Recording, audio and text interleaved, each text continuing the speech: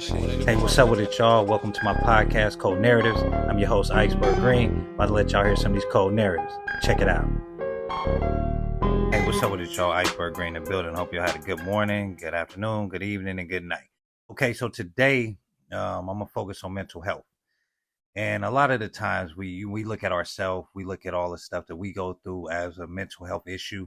But I'm gonna flip the script a little bit, and we deal with a society and a government that creates a lot of our mental issues that we deal with on a daily basis. And I'm gonna just start with the government. You got to think they got so many different groups: liberal, Democrat, anti this, anti that, and they fight. They go through all types of stuff, and it creates a mental issue for us because we wondering who's gonna win.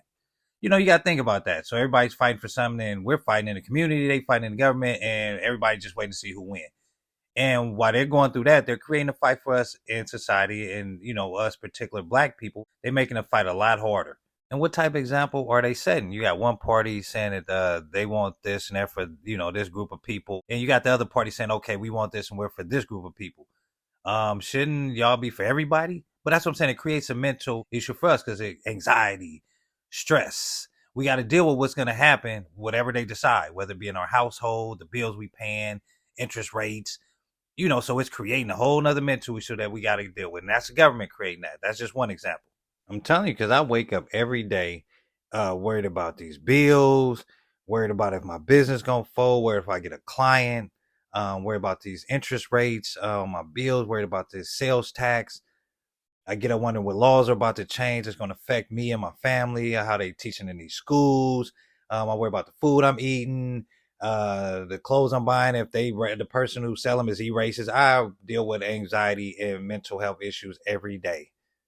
And me being a black man, mine is a lot more intense than a white man, than an Asian man, than a Hispanic man. Mine is way more intense. My anxiety and mental issues coming from the government is way more intense. They do more to me.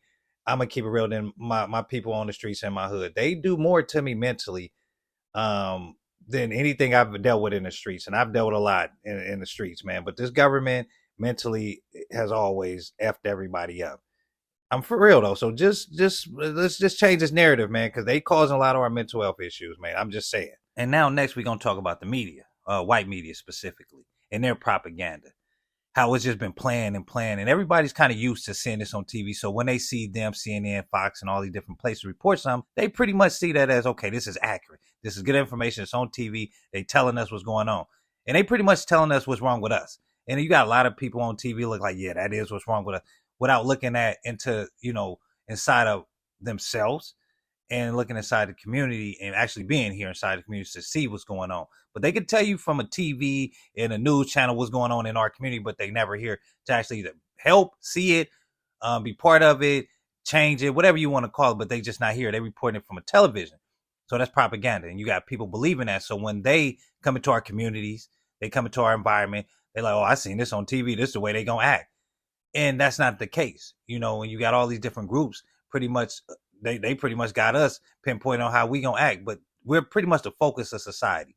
Think about it. We're the focus of society. And that creates a stress for black people, foundational black Americans. Because we got to wonder what's going to happen to us and our families due to the laws and policies every day. That's a mental health issue that we got to deal with. And the government, society, public media, all that different stuff is creating another mental stress issue. So we got our own. We got our own. Don't get me wrong. We got our own mental health issues we dealing with. But we have to acknowledge the fact that they're also creating, a whole nother situation mentally that we got to deal with. And I just want to point that out. Think about our music, for instance. We cannot make a song talking about doing harm to any other race, or post things on social media talking about doing harm to any other race, and not expect to have someone at our door immediately. Now, on the other hand, you got all these different races, different ethnicities. They get on social media and they post whatever. They talk about anti-black hate, anti-Asian hate. They talk about all these different things, and they're able to get away with it for years until they actually commit a atrocity. Then here we go. And then here come the media again, trying to save them, saying it's mental health. See, and that's the difference here, and that's the part that is annoying, and that's about to change. It's going to change because this is just too much. Black men, black women in society, you got to think the expectations for us to succeed are a lot lower than everyone else. So mentally, we're just talking mentally, going into life, going into society, going into a school to deal with your kids.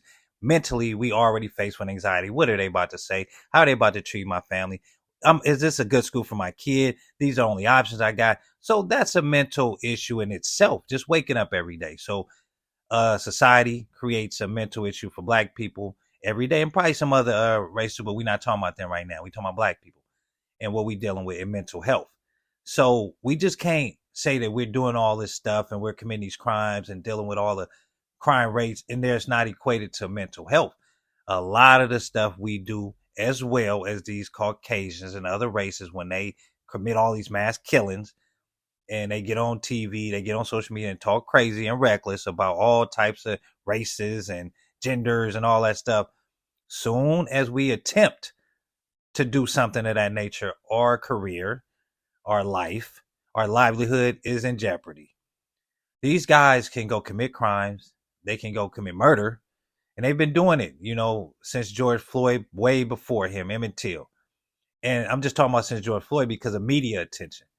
And now it's still going on, y'all. If you check it out in New York, these people are still trying to let these Caucasians and anti-black hate people get away with murder. They're about to try it again, y'all. And the one thing I will say, we only pay attention to what they put in front of us. We don't pay attention to the thin line, and they say it's a thin line between love and hate. It's a thin line between white and black.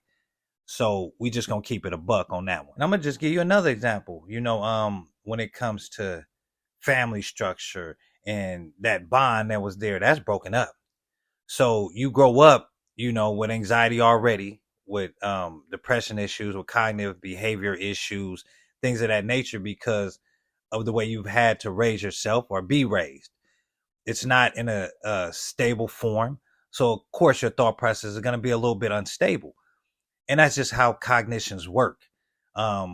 Once you get used to something, once you become accustomed to something, whether it be your community, whether it be your family structure, you tend to adapt to that. And most of the times our structure and the way we were brought up, we have to adapt. And that in itself is a mental health issue because it's not a full thought process. You don't have the time to take process being where we come from. There's not really too much time to process your thoughts coming from, because everything moves so fast. Your life is going so fast trying to figure it out. Being a black person, foundational black person in America, it's a lot to deal with. So like I said, even the kids, growing up without a father and all those different statistics that they put out there, it's not that they grow up without a father. It's the fact that they grow up without a mentor and a person that could replicate a father. See, the thing is, I don't think that just because a child doesn't have a father doesn't need to exist. And a lot of them do exist. They're just not going to publicize that, because I know a lot of people that is sticking up and there for a lot of kids, just being there for them, even if they're not theirs. It's just part of life, man. And they're not going to tell you that. All it really takes is for you to put a role model in that child's life. It doesn't have to be necessarily a father if he's not there. A role model. It doesn't have to be someone you dating. It doesn't have to be someone you sleeping with. It doesn't have to be none of that. It just has to be a role model for your child. And a lot of times that's what we got to get out of, men and women, because we want it to look a certain way. Oh, if I'm not messing with you, if we're not in a relationship, I'm not going to allow you to help my kids. And that's not the way to think about it, y'all, going forward. So this is just a message to my black people. It doesn't have to look the way you want it to look when it comes to helping your child, helping raising a family, raising a bar. It can look a certain way, but that way may be in God's eyes. So take heed to that, man, and let's rock with it and let's go. Take me, for example. Mother died really young, single mother, never knew my father. Typical stereotype that they put on us black men, but also had role models in my life, people that stepped up and said, hey, this is how a man should behave. And then they left up to me to make a choice. Do I want to behave like a man or a boy, whatever? But I didn't have a father, in my life, but I had role models. I had men that were willing to take the time out of their life and say, hey, brother, that ain't the way you want. If you want to be a man, this is the way to go about it. And it made me I keep it real, made me actually forget for a minute that I didn't have a father, just based on the fact that I had people actually stepping up to the plate. And they were doing the same things a father would do.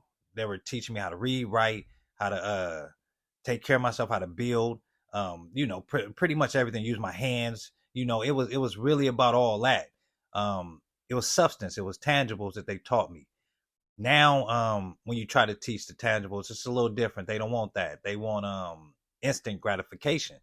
And on the last note, I just got to say, man, I've been dealing with this reparations issue, and I actually talked to so many black people in a town in the Bay Area, all the way to Sacramento, and a lot of people don't even know this is going on, and that's crazy. That's actually crazy to me. A lot of people that I talk to don't even know that they have a committee. They've been living in California forever, and they didn't even know this was going on.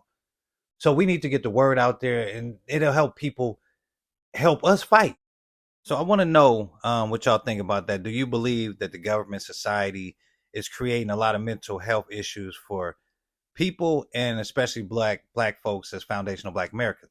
Because we'll focus on a lot of stuff that we see ourselves going through. We got all these different methods of dealing with coping skills, medications. We got all the different stuff that we're taking to better our cognitions and our way of thinking.